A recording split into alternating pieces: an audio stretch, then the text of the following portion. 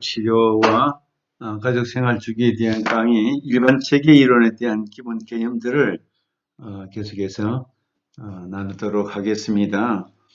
일반 체계 이론 속에는 여러 가지의 중요한 개념들이 담겨 있습니다. 대체적으로 한 10가지 정도 개념이 됩니다. 먼저 체계와 하위 체계의 문제입니다. 가족은 사회라는 상위 체계의 하위 체계가 되죠. 개인 체계로 볼 때는 상위 체계가 되는 것입니다. 그러니까 상위 체계와 하위 체계의 개념이 늘 체계 속에 담겨 있습니다.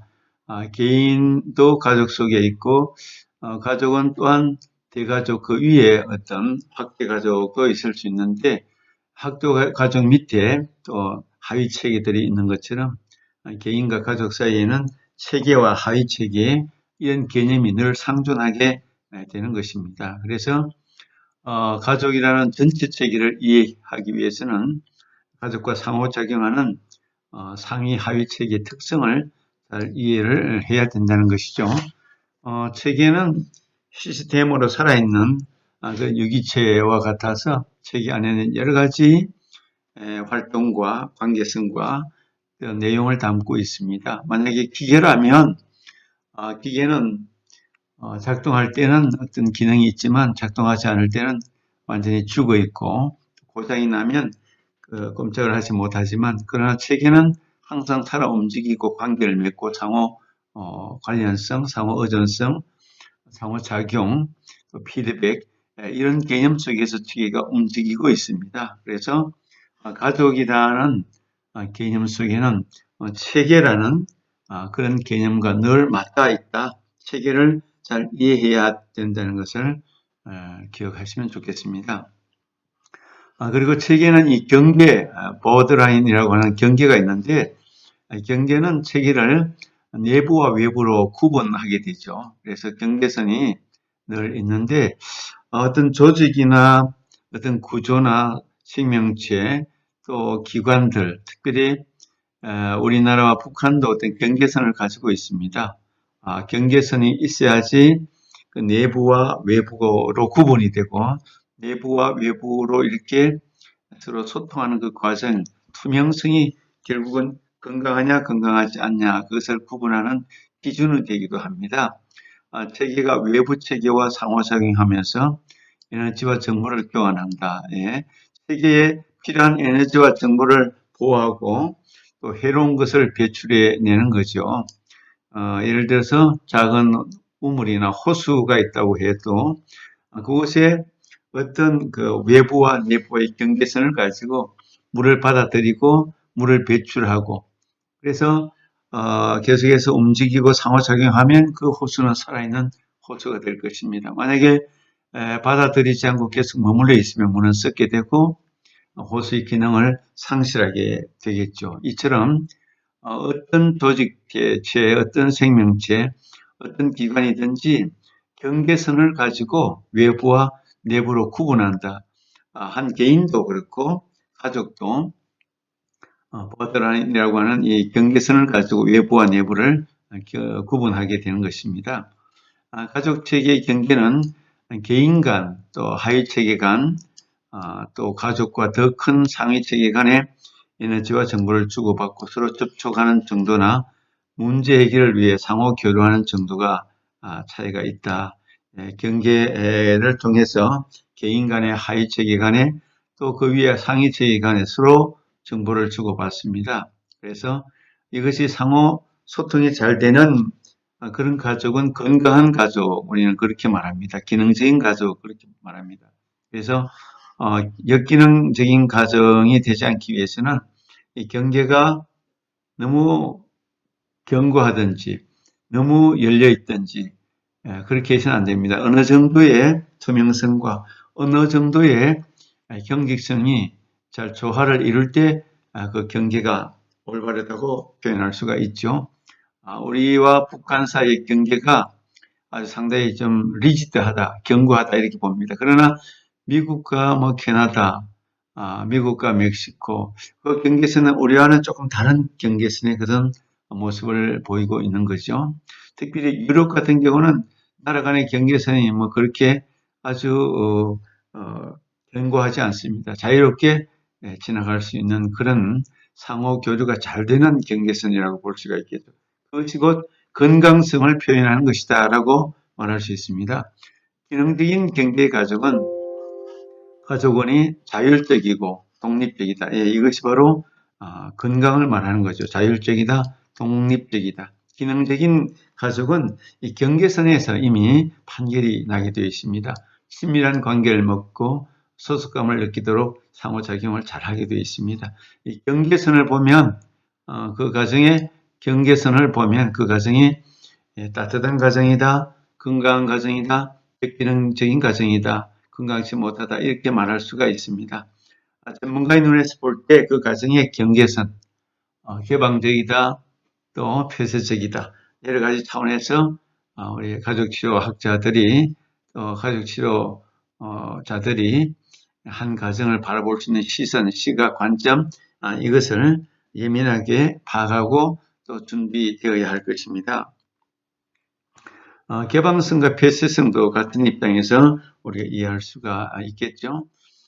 외부 체계와 주고받는 정보 흐름과 상호 교류를 허용하는 정도가 이제 개방성과 폐쇄성을 말한다고 보는 것입니다. 지나친 개방도 문제가 되겠지만 지나친 폐쇄도 심각한 격리를 만들 수가 있습니다. 체계가 건강하게 기능하기 위해서는 상황에 따라서 개방성과 폐쇄성 간의 적절한 균형이 잘 이루어질 필요가 있습니다. 우리 건강이라는 말은 상당히 주관적인 면도 있지만 또 통계적인 면도 있습니다. 우리가 0점에서 100점이라고 말할 때 일반적인 개인의 건강은 한 40에서 70, 80 정도 그 사이를 건강하다. 그 이하는 건강치 못하다. 그 이상도 조금 뭔가 문제가 있다. 이렇게 볼 수 있을 것입니다.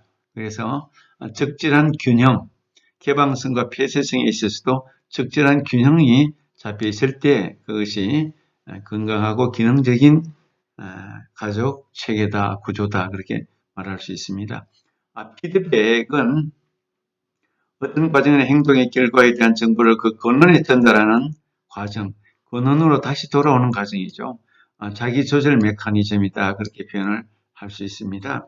내가 어떤 상대에게 말을 했는데 반응을 하지 않는다, 피드백이 돌아오지 않는다. 그렇게 하면 그 대화는 단절이 되고 문제 상황에 빠질 수 있죠. 그러나 상황 안에 대화를 잘 할 수 있다면, 내가 얘기했을 때 반응이 좋았다면, 즉각적인 반응이 이루어진다면 그 피드백은 금방 반응이 나타났기 때문에 메커니즘 체계가 건강하다 그렇게 볼 수가 있겠습니다.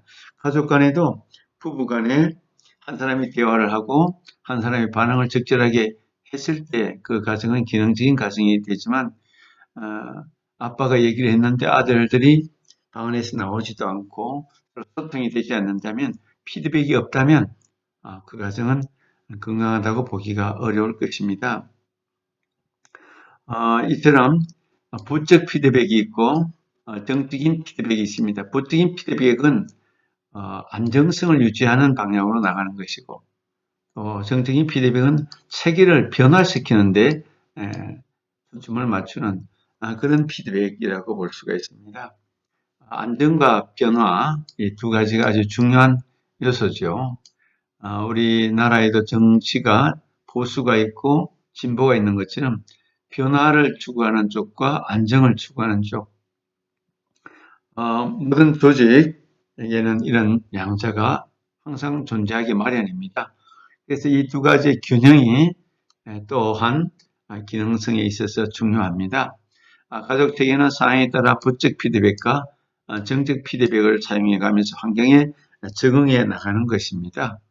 이렇게 개방성과 폐쇄성, 피드백, 이런 체계 이론 가운데 기본 개념들을 우리가 하나씩 잘 이해했으면 좋겠습니다. 개방성과 폐쇄성에 있어서 특별히 엔트로피 개념과 니겐트로피 개념이 있는데, 엔트로피 개념은 아주 극단적인 상황에 처할 때 엔트로피라고 하고 적절한 균형을 이루는 것을 니겐트로피라고 합니다. 엔트로피는 극단에 처하기 때문에 예를 들어서 사이비 종교가 있다고 생각할 때 신천지가 있는데 그들은 굉장히 폐쇄적입니다.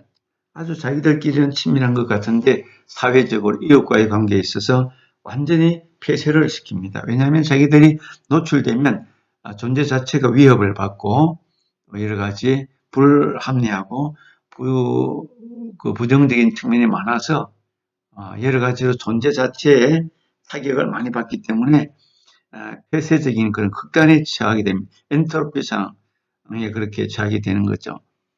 개방과 폐쇄에 있어서 온전한 그런 모습을 보여주지 못합니다. 그러나 건강한 교회, 정통교회는 늘 개방과 폐쇄가 자유롭게 이루어지고 있으면서 건강한 모습을 보여주게 되는 거죠.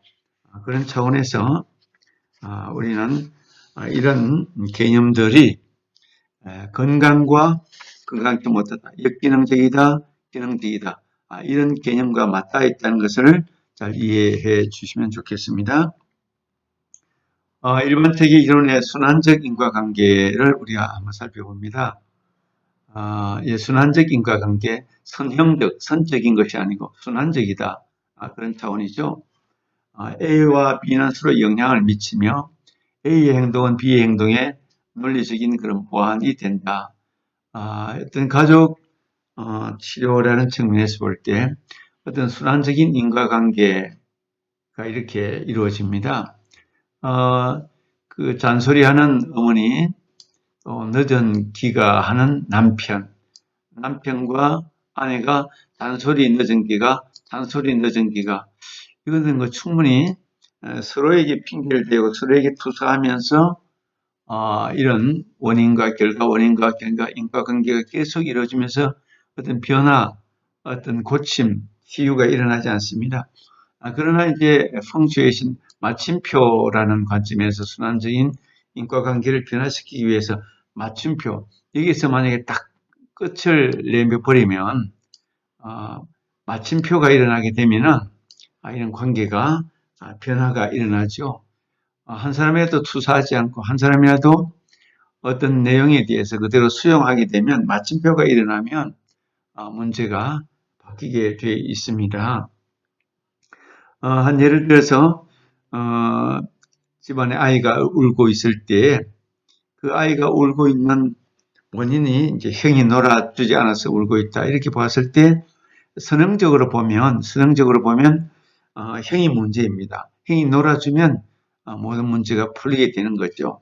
이것이 이제 직선적인 선형적인 그런 관점이지만 그러나 이제 순환적인 관점에서 전체적으로 이렇게 보게 되면 형은 엄마에게 혼이 났기 때문에 동생과 놀아주질 않는 것입니다. 그러니까 여러 가지 원인이 함께 이제 나타나게 되는 거죠. 선형적인 관점과 순환적인 관점이 인과관계에 있어서 상당히 차이가 있다는 것을 알게 됩니다. 근데 문제의 원인을 정확하게 구분 짓는 것이 의미가 없다. 여러 가지 원인들이 다양하게 있기 때문에 결과는 끝은 같지만 원인이 다양하기 때문에 이런 차원에서 원인을 아무리 찾아봐도 그것도 해결이 되지 않기 때문에 무의미하다. 그래서 인과관계보다 상호작용의 과정을 파악하는 것이 더 중요하다. 이제 동생과 형의 관계도 있고 형과 엄마의 관계도 있고 엄마와 동생의 관계도 있고 이 상호작용을 잘 파악해서 어떤 마침표를 만들고 또 새로운 관계를 창조해 낸다면 이렇게 원인을 찾는 것 한 가지만 가지고 해결이 안 되기 때문에 서로 간의 상호작용을 잘 파악해서 그 상호작용 속에서 일어나는 관계의 어떤 변화를 통해서 마침표를 찍어주면 큰 변화가 일어날 수 있다고 보는 것입니다. 그래서 여기 동일 결과성과 동일 잠재성이라는 개념이 있는데 이것을 보면 동일 결과성이라는 개념은 처음 시작할 때는 여러 가지 원인들이 다양한데 나중에 끝에 보면 결과가 같은 거예요. 똑같은 결과가 나오는 거죠. 반대로 시작은 하나였는데 끝에서 보니까 다양한 결과를 맺게 되는 것을 동일 잠재성이라는 그런 개념으로 사용하게 되는 것입니다. 이렇게 순환적인 인과관계, 순환적이라는 것은 직선적이지 않고 여러 가지 관계를 상호 맺고 있고 상호 연관이 되어 있기 때문에 한 가지 원인만 해결한다고 해서 해결이 안 된다는 것입니다. 상호 간에 어떤 관계를 맺고 있고 상호 간에 어떤 의존성이 있고 상호 간에 어떤 소통이 있고 상호 간의 관계성을 변화시켜야만 궁극적으로 문제가 해결될 수 있다고 보는 그런 관점이라고 보는 것이죠. 그 다음에 이제 정보 처리와 의사소통의 개념이 있습니다. 가족 구성원 간의 상호작용은 정보를 어떻게 처리하느냐, 의사소통을 어떻게 이루느냐에 따라서 상호작용이 이루어집니다. 그렇습니다. 인간관계는 이 의사소통, 대화, 언어 이것이 대단히 중요한 기능을 하고 이것이 관계, 상호작용, 어떤 변화에 아주 주도적인 역할을 합니다. 어떤 뭐 폭력이라든지 뭐 매라든지 뭐 다른 어떤 활동이 아니라 이 의사소통, 언어, 정보 처리 이런 걸 통해서 변화가 일어나는 것이죠. 그래서 백화는 의사소통의 세 가지 원칙을 이렇게 표현했습니다. 사람은 행동하지 않을 수가 없다. 반드시 행동해야 된다. 행동하지 않는 것은 온전한 인간이라고 말할 수 없다. 인간은 의사소통하지 않을 수 없다. 의사소통에는 말로 하는 것도 있지만 말이 아닌 것도 있죠. 비언어적인 것도 있고 여러 가지 태도로 나타나는 경우도 있습니다. 말 안 하고 침묵하는 것도 의사소통이기도 합니다. 어떤 행동에 부여하는 의미가 그 행동의 진짜 의미는 아니다. 그러나 그 행동에 특별한 의미를 부여하면 그 사람에게 진실이 된다. 예. 특별한 의미를 부여할 때 의사소통에 진정한 의미가 드러날 수가 있다. 그런 차원으로 이해가 됩니다. 의사소통에 대한 세 가지 원칙을 이렇게 규정해 보았습니다. 디지털 양식이 있고 아날로그 양식이 있는데 언어적인 의사소통과 비언어적인 의사소통을 그렇게 구분했습니다. 언어적인 소통이 중요할 때도 있지만 비언어적인 소통이 더 큰 비중을 차지할 때가 있습니다. 대체적으로 학자들의 통계 관점에 보면 언어적인 소통은 속일 수가 있고 진실이 아닐 수도 있고 또 사람은 거짓말을 할 수도 있지만 내담자가 거짓말을 할 수도 있습니다. 그러나 비언어적인 메시지는 거의 속일 수가 없습니다. 사람의 표정 또 목소리 어떤 제스처 같은 것은 쉽게 속일 수 없는 것입니다. 그래서 비언어적인 메시지가 훨씬 더 정확하고 또 맥락을 이해하는 데 있어서도 효과적일 수도 있기 때문에 상담자는 가족 치료자나 일반 상담자는 내담자의 아날로그 양식, 비언어적인 메시지와 그 상황 맥락을 더 잘 이해할 수 있도록 그렇게 노력을 해야 되는 거죠. 무엇을 말했는가 내용보다는 어떻게 전달했는가 과정에 관심을 가진다. 그렇게 과정이 소통과 정보 처리 속에는 이 과정이 대단히 중요하다. 특별히 사실적인 사람과 감정적인 사람의 차이에서 보면 사실적인 사람은 내용을 중요하게 생각하지만 감정적인 사람은 과정에 대해서 더 많은 관심을 가집니다.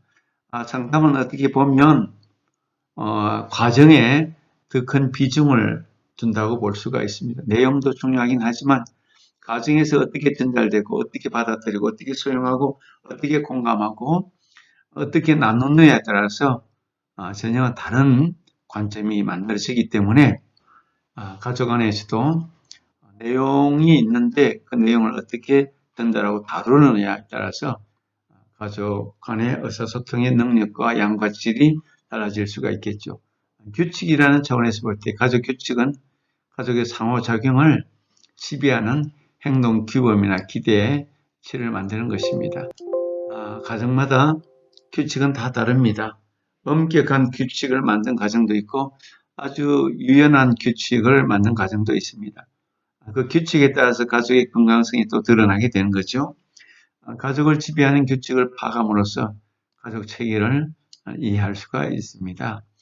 엄격한 규칙을 가진 가정을 보면 예전에 시골에서 이렇게 보았을 때 이웃집 친구 누나가 밤에 늦게 들어왔을 때 아빠가 아주 엄격하게 겨울인데 찬물에만 목욕을 하게 하고 아주 고통을 주면서 아주 너무 엄격하게 다루는 것을 봤습니다. 가족 간의 규칙이 너무 엄한 거죠. 결국 사춘기 때 그 친구의 누나가 가출을 하게 되고 그 과정에서 견디지 못하는 그런 모습을 본 적이 있습니다. 가족마다 그 가정을 지배하는 규칙들이 다양한데 이 언어적인 규칙도 있고 또 행동적인 다양한 규칙들도 있습니다. 가족 체계를 이해하는 데 있어서 규칙이 그 가정의 건강성 또 역기능성 뭐 이런 것들을 규정하게 되는 거죠. 규칙에 근거하여 특정 가족의 정체성을 드러낼 수가 있습니다. 가족마다 독특한 규칙이 있고 정체성이 드러나게 되는 거죠. 전체성, 체계는 하나의 체계는 부분들의 합 이상이라고 표현할 수 있습니다. 합산할 수 없는 비합산성. 그러니까 1 더하기 1이 산술적으로 보면 2가 돼야 되는데 이것이 2가 아니고 가족 체계에서 보면은 때로는 3, 때로는 5가 될 수도 있고 때로는 마이너스 1이 될 수도 있습니다. 엄마 아빠가 사랑으로 아름다운 사랑의 가정을 만들고 자녀들에게 모범이 되고 따뜻한 사랑이 넘치는 가정은 1 더하기 1이 5, 10, 20 이렇게 될 수 있지만 아빠가 독재적이고 알코올 중독자고 가족을 괴롭힌다면 1 더하기 1이 마이너스 5가 될 수도 있습니다. 세계는 부분의 합 이상의 어떤 역할을 한다는 거죠.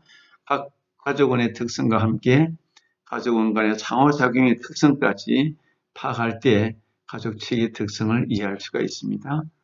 상호 보완성과 패턴, 관계를 맺고 있는 사람들의 행동은 상호 보완적인 그런 특성을 갖고 있고 행동보다는 관계나 맥락을 충분히 이해를 해야 되는 것이죠. 맥락, 관계, 의미가 있습니다. 가족을 이해하기 위해서는 상호작용 패턴에 또 초점을 두고 이해를 해야 되는 것입니다. 자율성과 자기 조직, 유기체는 환경과 상호작용을 하면서 자기 생성적이다. 기계는 절대로 어떤 작동하는 것만큼 그 효과를 나타냅니다. 기름 있는 것만큼 돌아가고 어떤 작동을 해놓은 것만큼 1시간 에어컨을 틀면 1시간 돌아가고 그만 끝이 납니다. 그러나 유기체, 살아있는 유기체는 환경과 상호작용을 하면서 자기 스스로 어떤 뭔가를 또 다시 새롭게 만들어낼 수 있는 그런 능력을 가지고 있습니다. 유기체는 끊임없이 변화가 일어납니다. 살아있는 식물도 계속해서 자라고 물이 없으면 시듭니다. 유기체이기 때문에 그렇죠. 가족이라는 구성원들도 어느 날은 분위기가 따뜻하고 좋고 어느 날은 싸늘하고 어느 날은 싸우고 어느 날은 즐겁고 상호작용 속에서 유기체는 자기 생산적인 자기 생성 스스로 만들어내는 그런 측면이 강합니다. 내담자나 그 가족은 자율적이고 자기 조직적 체계이므로 동일한 치료적 처치, 동일한 치료 방법을 써도 내담자나 가족에 따라 다르게 결과가 다르게 나타날 수도 있습니다. 이 유기체이기 때문에 자율성이 있고 책임성이 있고 또 능력과 어떤 여러 가지 자원이 다르기 때문에 똑같은 치료 방법을 써도 다른 결과를 만들어내는 것이 이런 자율성, 자기 조직성 이런 측면에서 일반 체계 이론의 개념 속에 담겨 있는 내용들이라고 볼 수가 있습니다. 이렇게 오늘 여기까지 마치도록 하겠습니다. 수고 많이 하셨습니다.